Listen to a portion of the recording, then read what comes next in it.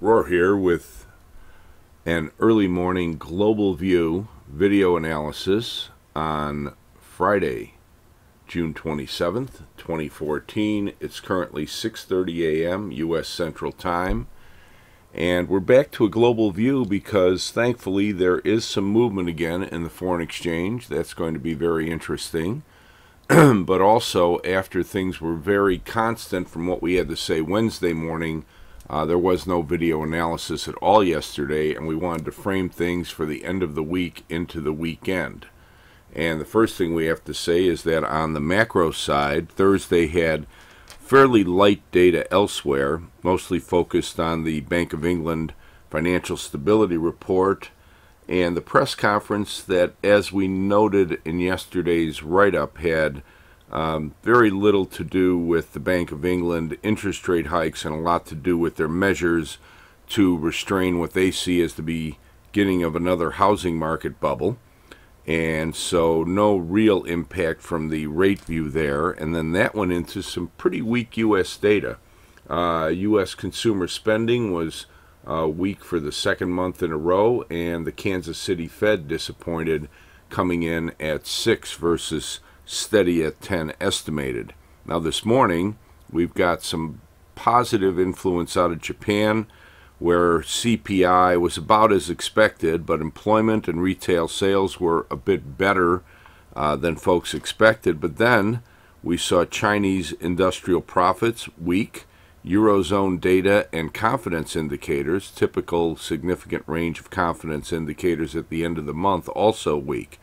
And all we've got today is U.S. Michigan sentiment on the way into a whole range of influences next week that are just very significant. Of course, we'll see the final purchasing managers indices, and then with the shortened week next week, the Friday, July 4th holiday in the U.S., and an early close on Thursday. Well, that Thursday into the early close, we're both going to get the ECB meeting and press conference and the U.S. employment report. So it's going to be interesting.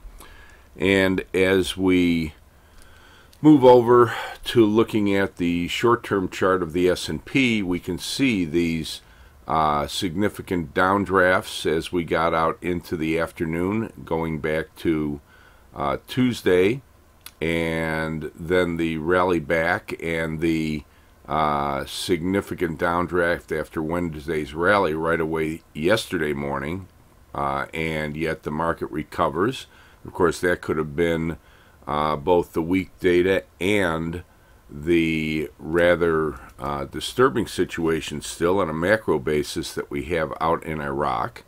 And along the way, what the market did, going all the way back to Tuesday after putting in the new high, holding this aggressive up channel early, it broke down out of the up channel at about 1954, which is very interesting because if you look back at Monday's close at 1953 and the previous high of the move at 55.5, you have the new high and the fairly sharply lower close on Tuesday that left a downside closing price reversal.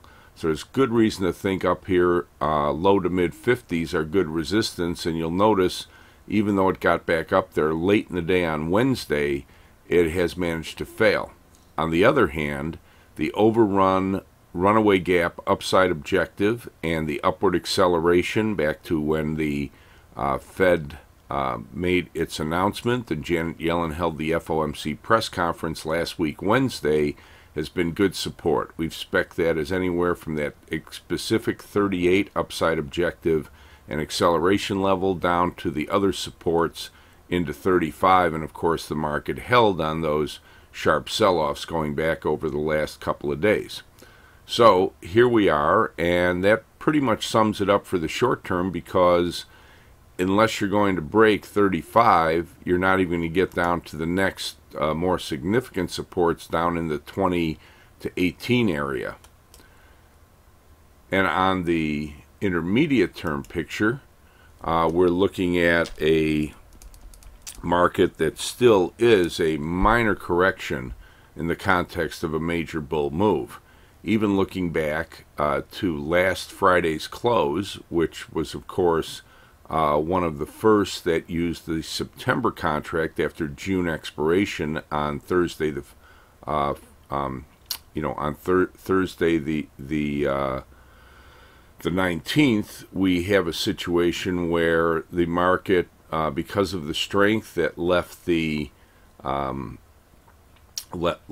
September contract up here, back up into the mid 1950s, really showed a pretty good strong close. And even this week so far, even though the S&P is off $5 at 1944, it's a pretty modest pullback. But you can see that downside reversal here on the daily chart, and you can see the lower support as you get back down into the 35 to 38 area has held so far.